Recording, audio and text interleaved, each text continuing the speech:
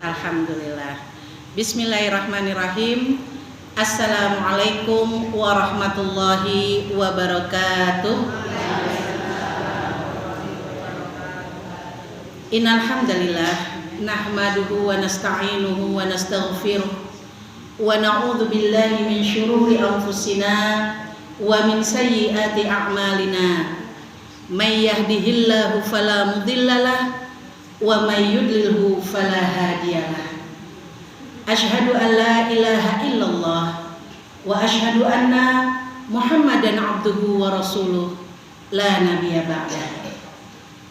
Allahumma fassalli ala Muhammad wa ala alihi wa ashabihi wa man tabi'ahu illa yaumiddin. Amma ba'd. Fa usini wa iyyakum bitaqwallah haqqa tuqatih wa la tamutunna illa wa antum muslimun.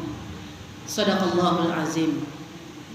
Alhamdulillah, ibu-ibu, sama-sama mari kita bersyukur karena di kesempatan sore hari ini Allah masih panjangkan usia kita untuk bisa hadir di Masjid Al-Munawwarah yang insya Allah penuh dengan keberkahan.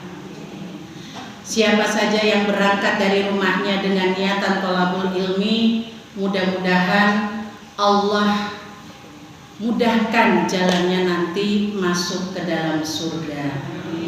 Saya doakan semoga panjenengan semua selalu dalam keadaan yang bahagia, dimudahkan urusannya, dilapangkan rezekinya, dijauhkan dari segala macam bahaya, dijauhkan dari segala kejahatan makhluknya, keluarganya diberikan sakinah, mawaddah, warahmah, anak cucunya sholih, sholihah, semua sekeluarga masuk surga.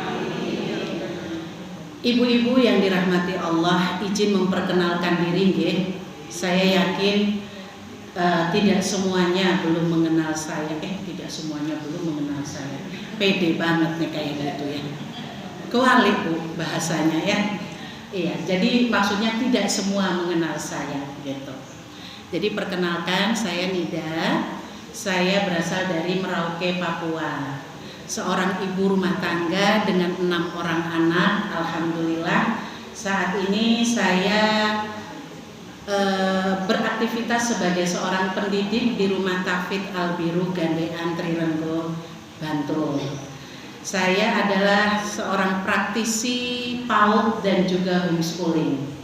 Alhamdulillah sebagaimana yang dikatakan oleh Bu Wiwi tadi, saya bersama beliau baru saja dari daerah Pandak Timur. Setiap Jumat insya Allah selapan sekali kami punya kegiatan mengunjungi desa-desa di sana untuk melakukan dakwah. Jadi memang saya ini adalah salah satu kader Bu Wiwi yang beliau persiapkan untuk menggantikan beliau katanya.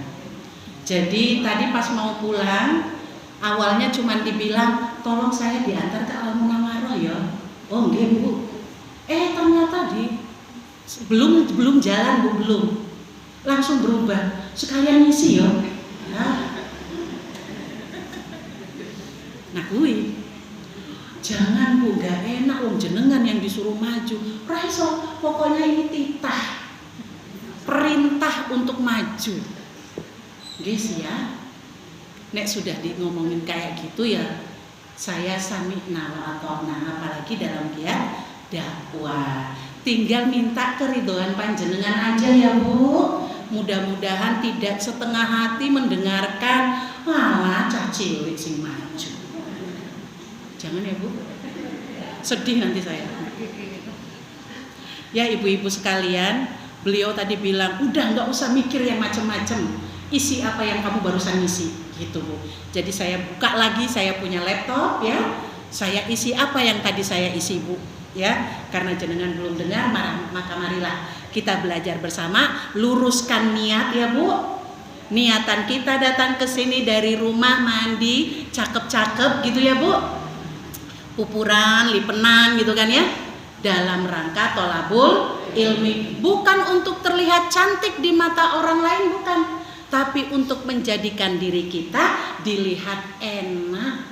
Bukan untuk dimakan ya Bu, tapi untuk memang seorang muslim itu harus rapi. Allah itu indah dan mencintai keindahan. Makanya sebagai seorang muslim mau datang ngaji kudu mandi dulu, wangi-wangi ya, bersih-bersih biar enak dilihat.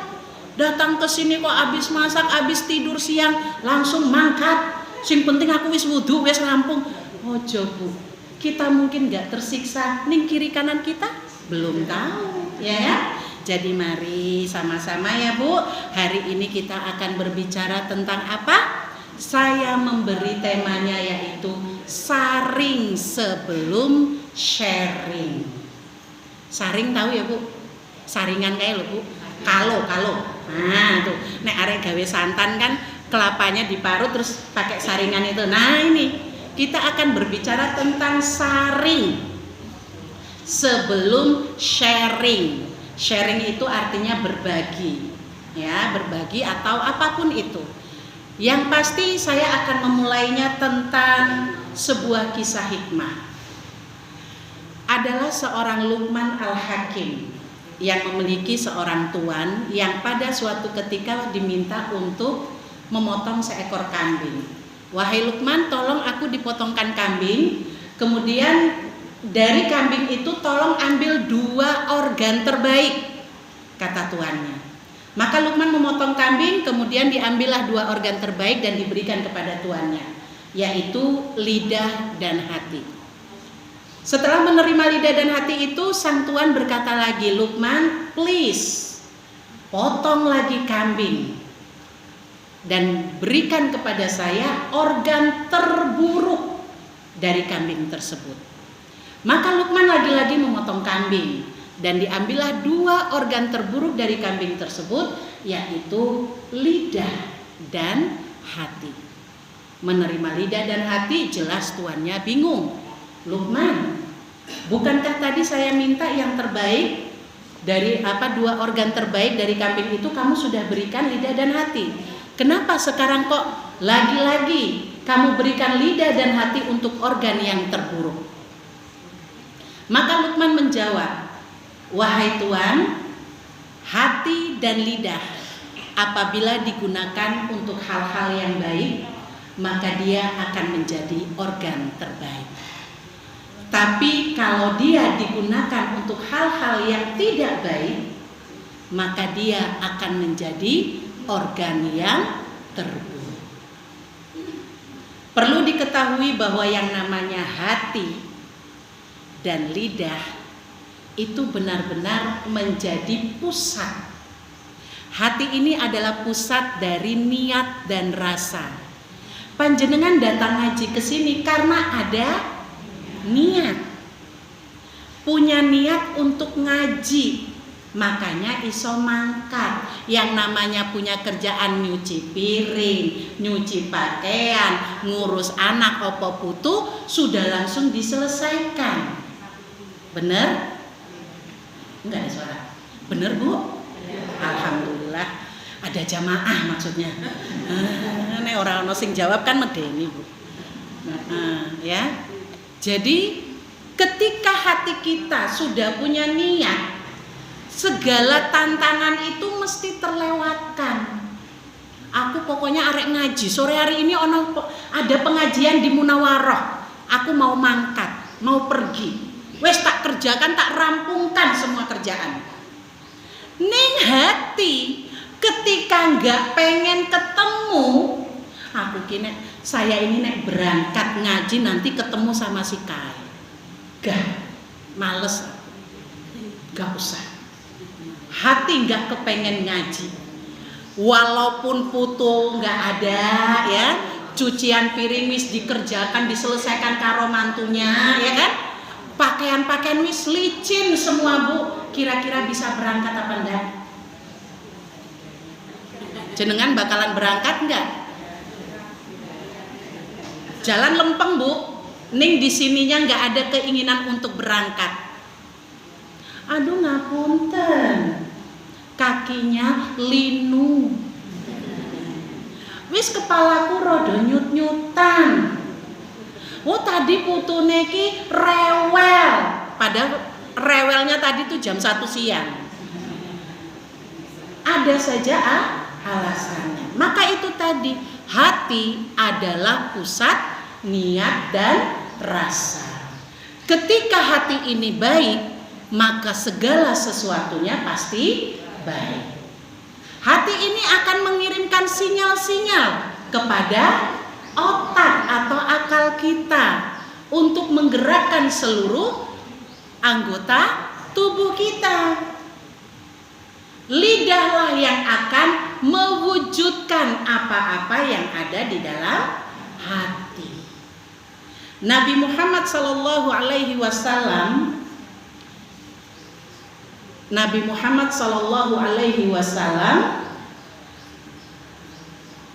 kok saya nggak dengar jawabannya? Allahumma sholli wa sallim alaihi, ya. Jangan sampai kita jadi warga yang pelit, kata Nabi. Ketika mendengar namaku disebut, dia diam, maka kita akan dicap pelit sama Nabi. Ya, Nabi Shallallahu Alaihi Wasallam bersabda, "Ala wa inna fil jasadi mudghah." Ingatlah, di dalam badan atau jasad seseorang itu ada segumpal daging. Ya, idza salahat salahal jasadu kullu. Apabila daging itu baik, maka baik keseluruhannya. Wa idza fasadat fasadal jasadu kullu. Dan apabila tidak baik daging itu, maka tidak baiklah seluruh tubuh. Ala wahiyal qalb. Ingat, dia itu adalah hati. Ya. Jadi ini sudah jadi referensi dari Nabi. Nabi sudah mengatakan hati ini pusat segala-galanya. Nek hatinya baik, maka baik keseluruhannya. Apabila hati enggak baik, maka tidak baiklah keseluruhannya. Maka untuk masalah lisan Nabi Muhammad itu sudah berkata seperti ini. Barang siapa yang menjamin untukku apa-apa yang ada di antara kedua rahangnya. Di antara kedua rahang itu artinya lidah. Dan dia mampu menjamin apa-apa yang ada di antara kedua kakinya. Paham ya Bu? Gak perlu saya liatin ya Bu? Ya, maksudnya paham ya? Apa-apa yang di antara kedua kakinya, kalau bisa dijamin, maka saya menjamin surga untuknya. Itu sudah janji Nabi. Siapa yang bisa jaga ini, siapa yang bisa jaga yang di antara dua kaki, maka Nabi menjamin surga untuknya. Pertanyaannya, Bu, kira-kira antara menjaga hati sama menjaga lisan, abot sing endi? Susah yang mana? Susah jaga hati apa jaga lisan? Sing lisan coba angkat tangan Bu. Susah banget saya menjaga lisan ini. Ada Bu? Enggak apa-apa Bu, ngaku aja, kita terang-terangan aja di sini. Yang ngaku susah jaga hati, baru duduk udah langsung hatinya langsung kebat-kebit atau hatinya langsung ribut. Di sininya bisa diem, tapi di sininya rame. Ada? Oh tidak ada. Oh ada, satu. Yang lainnya gampang berarti nih jaga hati. Alhamdulillah ya. Yang tidak bisa jaga dua-duanya. Di sininya yo gemuruh, nang kene yo gemuruh. Ada? Harusnya nggak ada. Wis rajin ngaji kok masih ada itu. Ada yang dua-duanya nggak bisa tahan Bu. Berarti saya sendiri. Nek yang nggak bisa tahan dua-duanya Bu, alhamdulillah jenengan masih manusia ya. Ya. Kalau nggak bisa jaga dua-duanya, tanda bukti nek panjenengan itu masih manusia. Aku iso, ya bisa. Ya, bahwa dalam penciptaan manusia itu Allah udah katakan fa'alhamaha fujuraha wa taqwaha. Jadi dalam penciptaan manusia itu sudah kami bekali sikap takwa dan juga sikap fujur. Maka kalau nggak bisa jaga lisan dan juga jaga hati, alhamdulillah masih manusia tuh. Kalau bisa jaga lisan gampang, jaga hati gampang, malaikat tenang tuh. Malaikat hidupnya pasti damai abadi, tapi sayangnya nggak ada. Bahwa manusia yang terbaik pun itu bisa punya ada rasa yang tidak nyaman. Nabi Muhammad pernah ditegur gara-gara apa, Bu? Sampai diabadikan di dalam Al-Quran. Abasa wa tawalla. Nabi manusia yang maksum seperti itu pun hatinya ada sempat tergoda untuk tidak baik, cemberut, ya. Tapi langsung ditegur sama Allah. Nek kita ini nek ditegur sama Allah dikon bali, pulang, nakalnya kebangetan, pulang. Wis wani apa urung, Bu? Udah berani belum pulang? Gitu kan? Nah, ya. Ummul Mukminin Aisyah, ya, kecemburuannya mampu membuat beliau itu menyiram tepung di wajah istri yang lain. Itu manusia-manusia terbaik kayak gitu pun punya potensi nggak baik. Tapi mereka dijaga dan menjaga. Nah, kita ini yang belum termasuk terbaik, kira-kira mau menjaga apa enggak? Yang dijaga yang mana? Apakah potensi fujur atau potensi takwanya? Ya kan? Ketika kita menjadi manusia ini, ya ketika kamu melakukan kesalahan, iya, wong kamu manusia. Allah sudah sediakan solusinya, istighfar dan perbaiki kesalahan. Kamu gak akan pernah untuk benar terus, karena itu urusannya malaikat.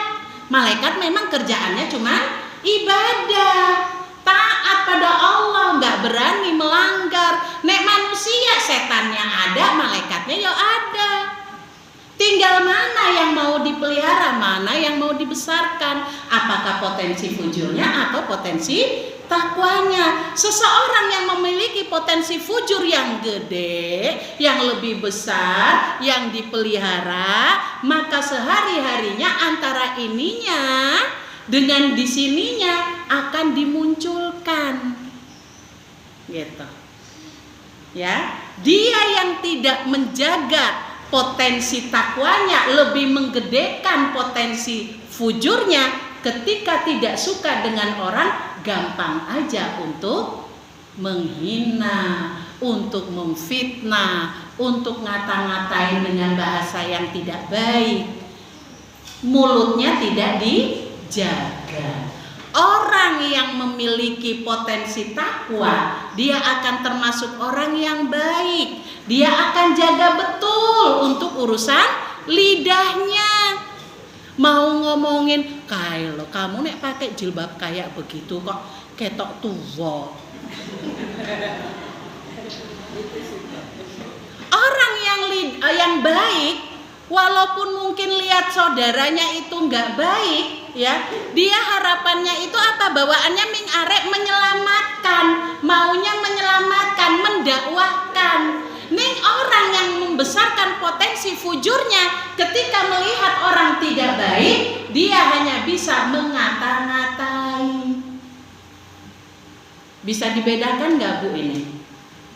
Orang yang baik, dia akan menyembunyikan ketidakbaikannya, ditahan betul. Walaupun mungkin sudah gemuruh di hatinya, ya, lidahnya ditahan benar, jangan sampai nyakitin orang lain.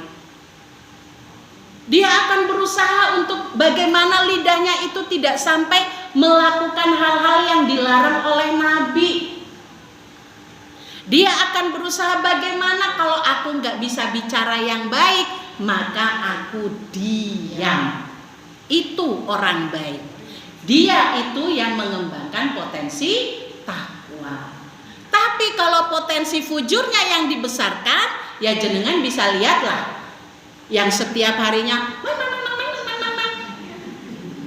pergi ke pasar yo ketemu di pengajian masih juga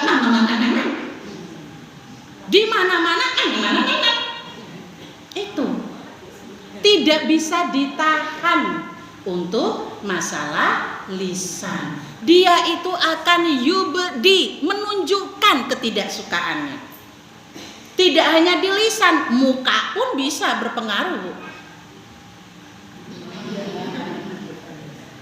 Orang kalau tidak baik, ya, orang kalau tidak baik ditunjukkan, ditampakkan ketidakbaikannya itu.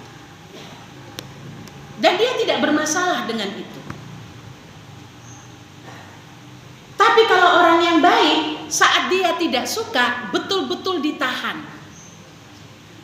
Kalau bisa cuma dia sendiri yang tahu. Biarlah Allah nanti yang nunjukin. Biasanya gitu pedomannya. Wislah nanti biar Allah saja yang balas. Gitu. Bahasanya seperti itu. Kira-kira Bu, dalam kehidupan panjenengan ada nggak orang-orang yang yubdi? Kalau Ringin Harjo kayaknya enggak ya, khususnya daerah sini. Yubdi yang menunjukkan. Ada enggak, Bu? Enggak kayaknya. Insya Allah solihah semua yang ada di sini, nggih. Lidahnya terjaga semua, nggih. Alhamdulillah, barakallahu fik. Itulah manfaatnya ngaji.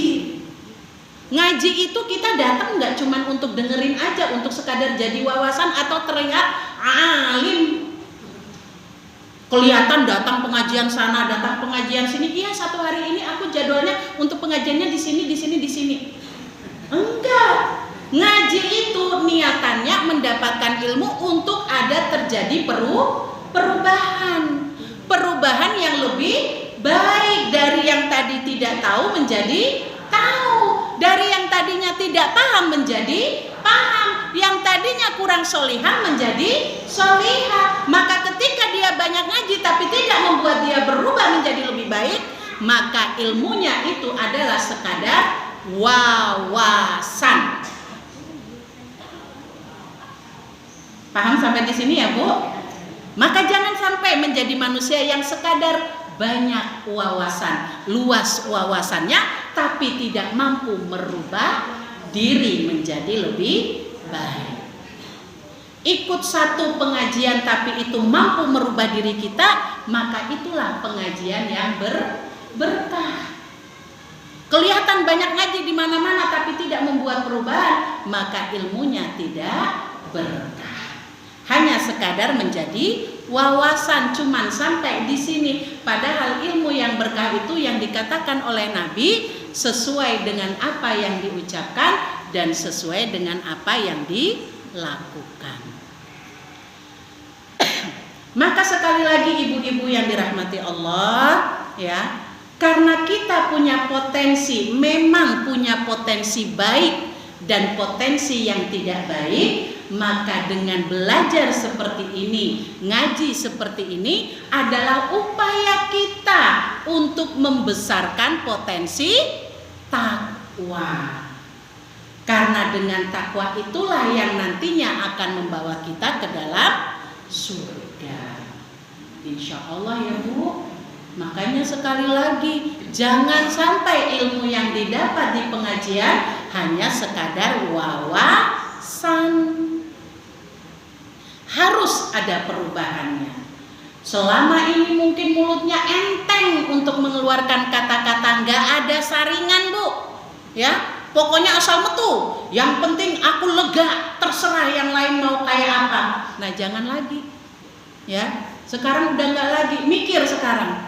Dikatakan orang bodoh akalnya itu ada di lidah, sedangkan orang bijak akalnya di hati. Orang bodoh kenapa kok akalnya di lidah? Karena apa-apa yang dia lihat, apa-apa yang dia dengar, apa-apa yang dia rasa keluar semua di mulutnya. Tapi orang bijak, apa yang dilihat, apa yang didengar, apa yang dirasa, ditimbang dulu dengan hatinya. Kira-kira ini baik nggak kalau saya ungkapkan?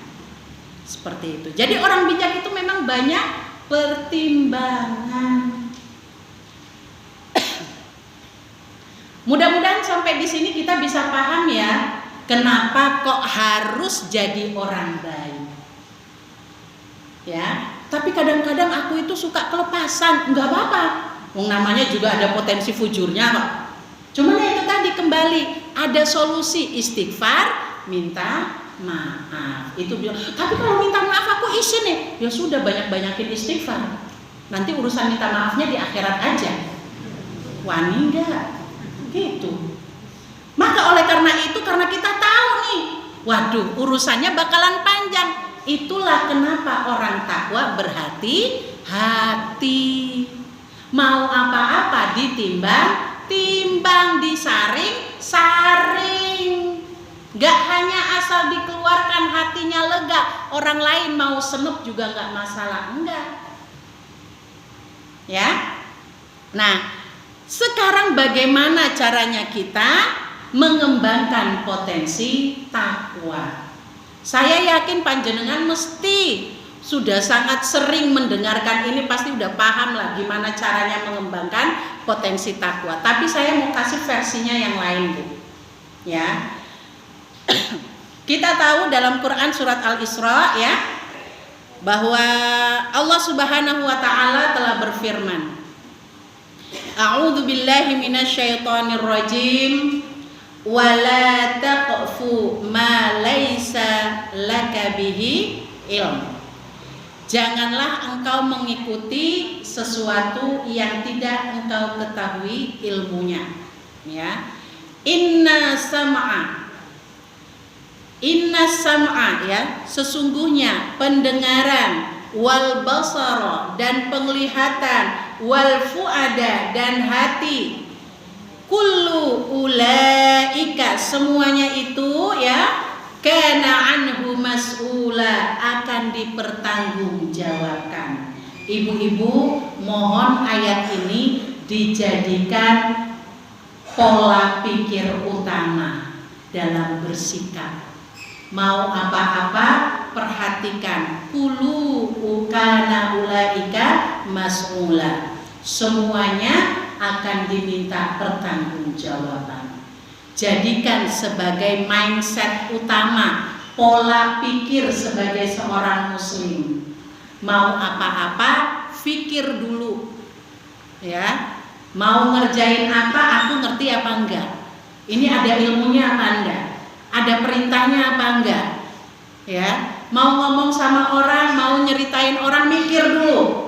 Berhati-hati. Kenapa? Karena segala sesuatunya akan diminta pertanggungjawaban. Jadikan itu sebagai pola pikir. Ya, pola pikir utama. Nah, selanjutnya apa? Saya ingin menyampaikan bahwa untuk mengembangkan potensi takwa itu, panjenengan paling tidak harus bisa yang namanya memiliki positif mindset, pola pikir yang positif. Karena apa? Karena dengan berpikir positif itu akan menjadikan kita berusaha untuk mengendalikan seluruh anggota tubuh kita tetap dalam keadaan positif. Ingat tadi saya sudah sampaikan ya, hati sebagai pusat niat dan rasa akan mengirimkan sinyal ke otak kita, dan otak kita akan memberikan perintah ke seluruh anggota badan. Maka pola pikir positif atau mindset positif itu sangat penting untuk kita miliki. Bagaimana cara memiliki pola pikir positif? Jenengan saat ini belajar, ini sudah salah satu caranya kita memiliki pola pikir positif. Setiap hari mendengarkan Al-Quran, membaca Al-Quran, itu sudah cara memiliki positif mindset. Tapi dia tuh rajin loh baca Quran, kok ya kelakuannya masih kayak gitu. Nah tadi, ilmunya baru sekadar wawasan. Paham ya bedanya ya? Paham ya? Jadi nggak usah heran-heran ngeliatin, tapi dia pinter ngaji loh, hafalannya banyak loh. Kok masih kayak gitu? Karena ilmunya masih sekadar wawasan.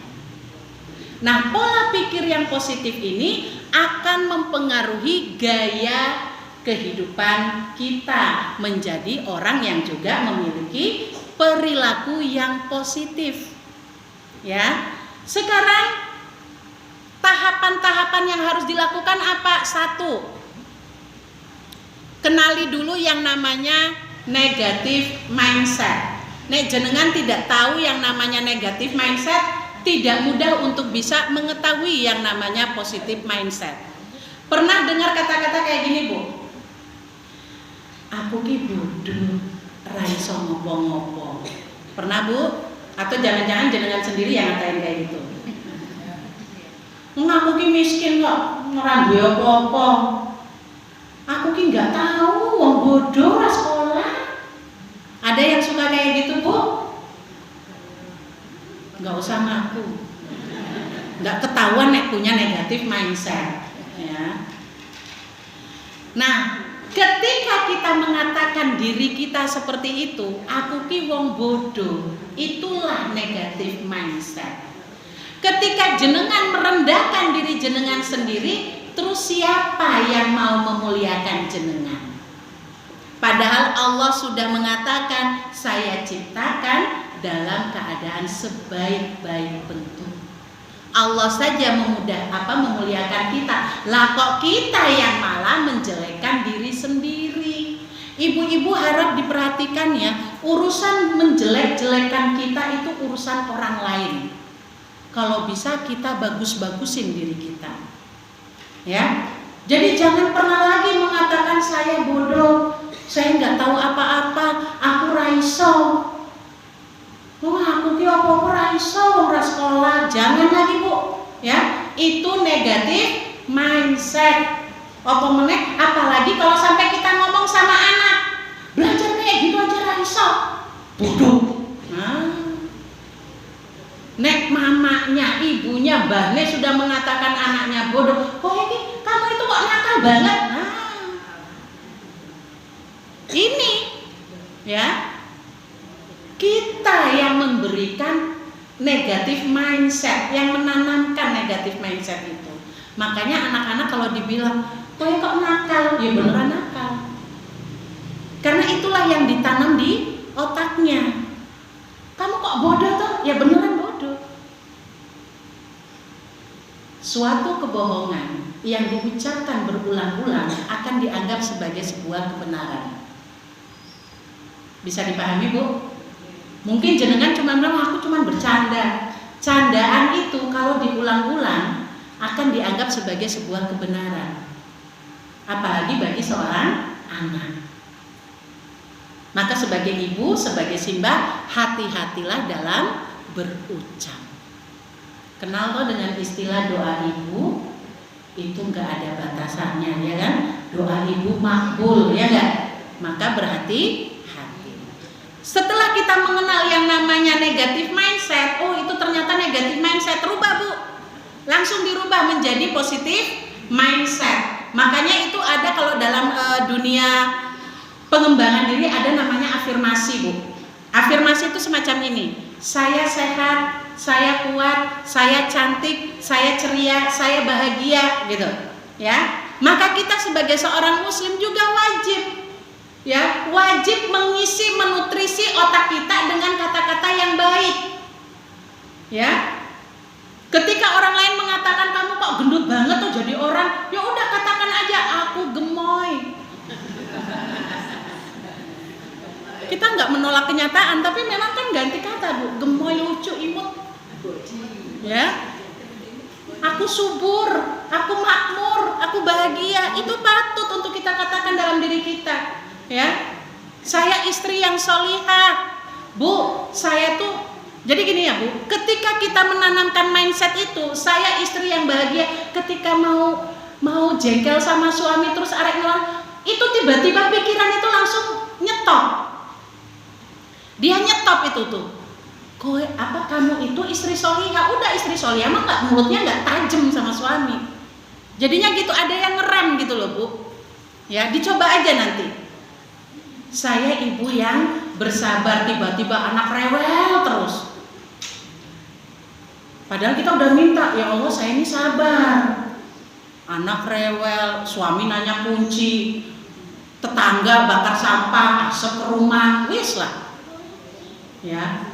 Tapi justru disitulah kita sedang diuji kesabarannya. Gitu ya.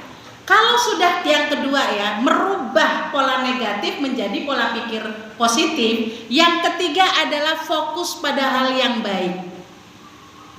Ya, Bu bayangkan ada sebuah kertas putih besar. Ya, kertas putih. Nek saya bolongi tengahnya, kira-kira jenengan lihatnya yang mana Bu? Sing bolong. Padahal mencilik Bu.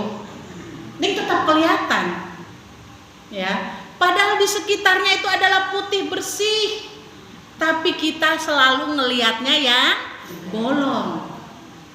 Wong pakai jilbab kayak gini, ono bolongan siti weret, bisa kelihatan Bu, ya. Jadi kita ini memang sudah terbiasa fokusnya pada hal-hal yang kurang baik, ya. Jadi ini dilatih, fokuslah pada hal-hal yang baik. Ketika melihat kekurangan suami, ya kan? Melihat kekurangan suami, ya Allah, makin hari kok makin keriput, ya Allah, giginya udah mulai tanggal. Udah nggak usah diingat yang itu Bu. Ingat, kita juga nggak selamanya bakal cantik. Maka fokuslah pada kebaikan suami. Anak pun seperti itu. Kelihatan kok anak di tempat lain dianggap sebagai anak yang nakal misalnya kayak gitu. Jadikan, lihat hal-hal positif pada anak kita dan berikan itu sebagai afirmasi positif kepada anak, ya. Selanjutnya apa? Ganti kata-kata ya Bu. Kata-kata negatif ganti dengan kata-kata yang positif.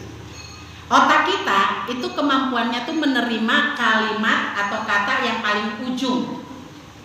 Misalnya jenengan bilang ke anak-anak, jangan lari. Apa yang dia lakukan Bu? Lari. Nggih, matur nuwun. Jangan manjat. Yang dilakukan apa Bu? Manjat malahan. Karena memang otak itu nerimanya yang paling ujung. Fokusnya yang di ujung. Jenengan kalau nawarin anak, mau boneka apa mau permen? Permen. Suka sama ibu apa bapak? Bapak. Kan memang fokusnya di ujung. Maka ketika jenengan mau mengatakan anak kok bodoh, nah yang diterima apa? Bodoh. Ganti kata bodoh itu dengan yang lebih positif. Apa kalau bodoh? Gak pinter. Kalau malas apa Bu? Gak rajin. Kalau pendek apa Bu? Gak tinggi. Ya. Jadi dicari padanan kata yang positif. Nih orang kalau baik hatinya ya, pikirannya positif, maka kata-kata yang keluar juga positif. Cari padanannya yang positif. Kepengen bilang anak kok, kamu kok misalnya saking mainnya banyak keringetan bau ya Bu. Jangan kamu kok bau banget sih. Bilangnya gimana Bu? Kok nggak wangi tuh hari ini? Ayo mandi dulu biar wangi. Nah, jadi diganti, ya. Tidak lagi menggunakan kalimat-kalimat yang negatif. Karena ketika menggunakan kalimat negatif, justru itulah otaknya nangkep. Dan mohon maaf, untuk hal-hal yang negatif lebih mudah diserap daripada hal-hal yang positif. Yang datang ngaji, coba lihat. Ya kan? Yang datang ngaji dari Ringin Harjo yang segini ini yang lainnya kemana? Kan gitu. Masih banyak pasti yang di luaran sana juga. Karena memang hal-hal yang baik itu selalu nggak banyak. Ya Bu. Nah selanjutnya apa lagi? Fokus pada solusi Bu. Untuk menjadi pribadi yang positif, Jadilah orang yang fokus pada solusi. Ketemu persoalan hidup, jangan cuma berputar pada persoalannya aja. Saya menyebutnya persoalan bukan permasalahan. Karena kalau masalah itu negatif. Kalau soal itu ada jawabannya. Ya. Jadi panjenengan kalau ketemu persoalan hidup, carilah solusinya, fokus pada solusi. Jangan fokus pada persoalannya. Bisa ya Bu? Bisa, wong itu konsumsinya udah di depan, bisa insya Allah. Oke. Baik, yang terakhir ibu-ibu, bagaimana untuk bisa mengembangkan potensi takwa kita? Jaga keseimbangan hidup. Bolehlah bekerja, tapi jangan lupa sholat. Jangan lupa ngaji, ya. Karena sholat dan ngaji itu yang akan mampu melindungi kita dari segala macam hal-hal yang merusak hati. Itu saja dari saya ibu-ibu. Mudah-mudahan apa yang saya sampaikan bermanfaat untuk panjenengan semuanya, terkhusus untuk saya pribadi. Saya doakan semoga kita semua bisa menjadi pribadi-pribadi muslim yang memiliki pola hidup, pola pikir yang positif, sehingga bisa menjadi pribadi yang tidak hanya baik untuk diri sendiri, tapi juga bermanfaat untuk orang lain. Saya tak kasih pantun. Ibu jawabnya cakep ya Bu. Siap ya Bu? Sing kenceng ya Bu, biar masuk sini. Pergi ke pasar beli pepaya, jangan lupa beli tomat juga. Lisan dijaga, hati pun terjaga. Insya Allah hidup penuh bahagia. Amin ya robbal alamin Bu, ya. Itu saja dari saya, mohon maaf apabila ada kekeliruannya. Aku qouli hadza astaghfirullahaladzim wa astaghfiru minkum billahi taufiq wal hidayah. Assalamualaikum warahmatullahi wabarakatuh.